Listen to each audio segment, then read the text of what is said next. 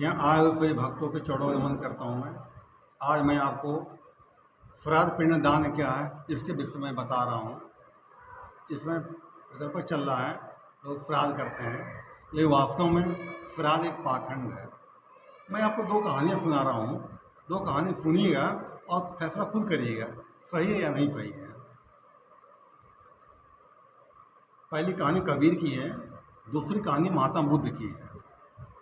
कबीर के गुरु रामानंद थे, उनके पिता के मरे हुए 20 वर्ष हो चुके थे।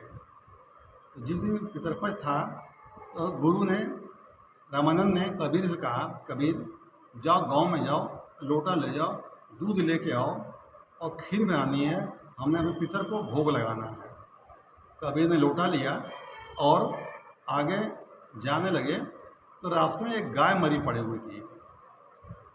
तो कबीर ने क्या किया, थोड़ा घास वहाँ से ली और उसके मुंह के पास रख दी और किनारे बैठ गए। काफ़ी देर हो गई तो गुरु जी ने कहा कि कबीर गया कब का, अभी तक आया नहीं। तो गुस्से में निकले, कितना देर हो गया, समय बीता जा रहा है भोग लगाने का।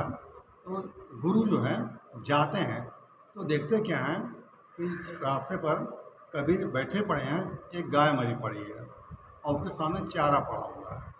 तो गुरु ने डांटते हुए कहा, कबीर तुम कब से गए हो, हमें टाइम हो रहा है, भोग लगाना हमको है और तुम दूध नहीं ले आए क्या अभी। कहने लगे गुरुजी, ये गैये पर घास रख दिया है, ये खाएंगे दूध दूहेंगे तब ले आएंगे आप पास। कहने लगे, अरे पागल कबीर, तुमको क्या हो गया है, ये गाय मर चुकी है, ये कहाँ दूध देगी, ये गाय आज मर गई है, ये दूध नहीं देगी। तो कबीर ने कहा कि आपके पिता 20 साल पहले मरे थे, जब गाय आज चारा नहीं खा सकती है तो आपके पिता कैसे खा सकते हैं, इतने साल से मरे हुए हैं। रामानंद की आँख खुली, कहने कबीर तू सही कह रहा है मेरे बच्चे, मैंने भी सब ये पाखंड पड़ा हुआ था, आज मैं त्याग करता हूँ इसका। दूसरी कहानी है महात्मा बुद्ध की। महात्मा बुद्ध अपने समय बड़ा नाम था, जैसे बाबा बागेश्वर का तो बहुत नाम चल रहा है, उसमें महात्मा बुद्ध का अपना बहुत नाम था। तो निधि वन में राजा प्रसन्नजीत के राज में ये कुछ दिन ठहरे हुए थे। तो प्रसन्नजीत के पिताजी स्वर्गवास हो गया था, तो उन्होंने मालूम पड़ा कि हमारे राजा बुद्ध आए हैं, उनसे मिलना चाहिए और कुछ पूजा पाठ कर दें ताकि हमारे पिता को स्वर्ग मिले, उनकी अच्छी गति उनकी हो। महात्मा बुद्ध पास जाते हैं प्रसन्नजीत राजा और कहते हैं, बुद्ध जी हमारे पिताजी काफ़ी समय पहले मर चुके हैं, मैं चाहता हूँ उनका जो आप कर्मकांड क्रिया कर दें, आप तो ज्ञानी पुरुष हैं, उनको जो है आत्मा शांति मिलेगी, अच्छी योनि उनकी मिलेगी। महात्मा बुद्ध कहते हैं, ठीक है राजन, तुम एक काम करो, 2 घड़े मिट्टी के लो, एक घड़े में घी डालो, एक घड़े में कंकड़ पत्थर डालो और लाल कपड़े से मुँह बंद कर लो, एक डंडा ले लो, नदी किनारे चलो, मैं वहीं आता हूँ। ऐसा ही किया, 2 घड़े मंगाए, एक में घी भर डाला, एक में कंकड़ पत्थर डाला। तो जब बुद्ध पहुँचे, उन्होंने कहा, राजा एक काम करो, ये घड़ा जो है पानी में डाल करके और फोड़ दो इसको, घी वाला घड़ा। तो राजा ने घी वाला घड़ा पानी में डाला, डंडा मार के फोड़ दिया, पूरा घी पानी में तैरने लगा हुआ। तो बुद्ध ने कहा, क्या कोई ऐसी मंत्र है, कोई विद्या है, क्या एक घी तैरता नीचे बैठ सकता है। कहले महाराज ये तो नहीं हो सकता, संभव चीज़ है। उन्होंने कहा, अच्छा दूसरा घड़ा पानी रखो, फोड़ो कंकड़ पत्थर वाला। कंकड़ पत्थर जब फोड़ा तो सारे कंकड़ पत्थर नीचे बैठ गए।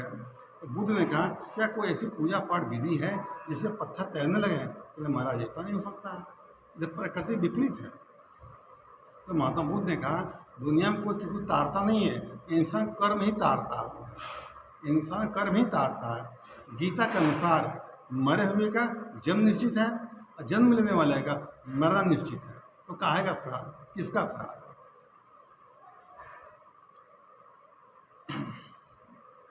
हम जहाँ रहते हैं उसके थोड़ा दूर पर एक पार्क बना हुआ है, पीपल पेड़ है, जो लोग मरते हैं और घंटों टांगते हैं आकर के वहाँ पर। एक दिन सुबह टाइम में बैठा हुआ था, एक आदमी के बाप मर गए थे, तो वो पंडा के पास आते हैं, पंडा जी पूजा पाठ करते हैं, पहले क्या क्या चाहिए, क्या हम सेवा कर दें आपकी। तो पंडा कहते हैं, हमें रजाई चाहिए, खटिया चाहिए, तकिया गद्दा चाहिए, न हो पाए तो 4000 रुपये मेरे को दे दो मेरे को। वो कहता है, भैया पिता बीमारी में तबाह हो गए हैं, हम कर्जे में लग गए, पैसा नहीं दे पाएंगे। तो पंडा क्या कहता, हम वहीं पर थे और क्या कह रहा है, अगर हम नाराज हो जाएंगे तो हमारे बाप नरक में जाएंगे सीधे, हमें खुश कर दोगे, हम मंत्र पढ़ के स्वर्ग भेजेंगे उनको। हमने कहा कि भैया ये ठेका नहीं रखा पास होना, हमने आदमी बुला कर समझाया आपको मत चक्कर में पढ़ो, इसमें पाखंड है। कहने मेरे बाप नरक में चले जाएंगे। हमने कहता भय पैदा कर दिया इन्होंने, ये ब्राह्मणों का धंधा है, ब्राह्मणों का धंधा, उनका ज्ञान नहीं, हमारा अज्ञान टिका हुआ है। इसलिए भैया हमारे उस क्षेत्र में एक परिवार था, गुप्ता परिवार था, तो उसकी बूढ़ी माँ थी, ठंडी का टाइम था, तो बूढ़ी माँ का चद्दर ओढ़ सोती थी, ठंडी पड़ रही थी, लड़के से अपना लड़का बहू और बच्चे रजाई में सोते थे, और बेटा बुढ़िया के लिए चद्दर दिए पड़े थे। बुढ़िया कह रही भैया बेटा ठंडी लग रही, रजाई ला दे मेरे को। कहता पैसा नहीं, बाद में ला देंगे, इतनी ठंडी पड़ रही है, क्या नखड़ा कर रही हो। बुढ़िया कई दिन कैसी रह गई, लौंडा ला के नहीं दिया, ठंड ज़्यादा पड़ी, बुढ़िया अकड़ के मर गई बेचारे। मर गई, जब मालूम पड़ा तो लौंडे ने जो है बड़ा सत्कार किया, धूमधाम से उनका जो है उनका जलाया वला ले गए। अब तेराई में बड़े बड़े पंडितों को बुलाया, बड़ा बड़ा सामान दिया, बड़ा बड़ा खिलाया पिलाया सबको। ये क्या है भैया, ये पाखंड और क्या है। जीते जी बुढ़िया को तो रजा नहीं दे पाए, हम मर जाए मत, तुम दुनिया पाखंड कर रहे हो, क्या उसकी आत्मा खुश होगी उसकी। श्राद्ध पिंड दान मतलब क्या होता है, श्राद्ध पिंड मतलब क्या होता है, श्राद्ध में श्रद्धा से, पिंड माने पेट, दान में देना, श्रद्धा से माता पिता को भोजन कराना, यही श्राद्ध पिंड और दान है। वृंदावन में अनिरुद्ध आचार्य रहते हैं जो कथा भागवत करते हैं, उनके यहाँ 200 औरतें रहती हैं बेचारी, जो घर से निकाल दी गई हैं या घर वाले को छोड़ आए हैं। महात्मा जी उनका भरण पोषण करते हैं, और वो जब मर जाते हैं सब, तो घर वाले उनका जो है दुनिया में क्रियाक्रम करते हैं, कोई गया जा रहा है, कोई कहीं जा, कोई कहीं गया जा रहा, बढ़िया बढ़िया खिला पिला रहे हैं सबको। ये क्या चीज़ है भैया, ये पाखंड और क्या है। ये सच्ची कहानी बता रहा हूँ। एक मुसलमान था, वो दारू पीता था, बाप मना करता, दारू बेटा दारू मत पियो, मना करता था। लौंडे नशे में पी के आया, बाप ने मना किया मत क्या करो, लौंडे गुस्सा आ गई, बाप को पकड़ा और 2-3 बार दीवार में भिड़ा दिया बेचारे को। बाप का सर फूट गया, अस्पताल ले गए, बेहोश हो गया था, मालूम पड़ा कि मर चुका हुआ। कब्रिस्तान में जाकर उसको दफना दिया बेचारे को। अब हर साल जाता है भैया, वो मुहर्रम इनका पड़ता है मुसलमानों का, ले जाएगा, अगरबत्ती ले जाएगा, सेंट ले जाएगा, फूल ले जाएगा, मिठाई ले जाएगा, कब्र चढ़ाता है भैया। ये अब इनकी आत्मा को शांति मिले, खा पी लें। ये क्या पाखंड कर रहे हो भैया, जीते जी बेचारे को मार डाले उसको, मर जाए दुनिया भर में पाखंड कर रहे हो। वो खाने पीने वाला है क्या, कहीं कुछ खाने पीने वाला नहीं है। ये कि पाखंड से कुछ नहीं है, ये तेरही भी पाखंड है। कोई सदा घर का मर गया हो तो तेरही करते ही हैं, पूरा घर दुखी परेशान रहता है वो, और दुखी मन सबको खाना खिलाते हैं वो। ये भोजन करना नहीं चाहिए कभी इस इंसान को। और ये सरकार द्वारा भी इसके ऊपर बैन है, मृत्यु भोज पर सरकार द्वारा भी बैन है, लेकिन नहीं मानते हैं लोग। ये समाज कुरीति है, ये कुरीति है, ये चली आ रही है समाज से। पहले सती प्रथा थी, दासी प्रथा थी, दहेज प्रथा अभी भी कोड बनी हुई है, ये हमारे पूर्वजों बनाई हुई थी है।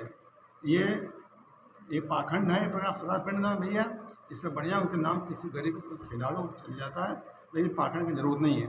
अगर करते क्या है, आग जला लेंगे और पका वो अन्न उसके ऊपर जला देंगे, वो अन्न जला रहे हैं, वो खाने वाले हैं भैया। कहाँ चलेगा जा करके। नाग पंचमी में नाग की पूजा करते हैं, मिट्टी नाग बना लेंगे, पूजा करेंगे, और सचमुच के नाग आ जाए तो लाठी मार डालेंगे, चाहे मार डालेंगे। सचमुच के कहीं आ जाए तो लाठी मार डालेंगे, पूजा कर रहे हैं उनकी। ये दुनिया भर का समाज है, ये प्रवृत्ति है। इसलिए आप लोग खुद समझदार हैं तो विवेक से काम लीजिए, पाखंड मत पड़िए। धन्यवाद।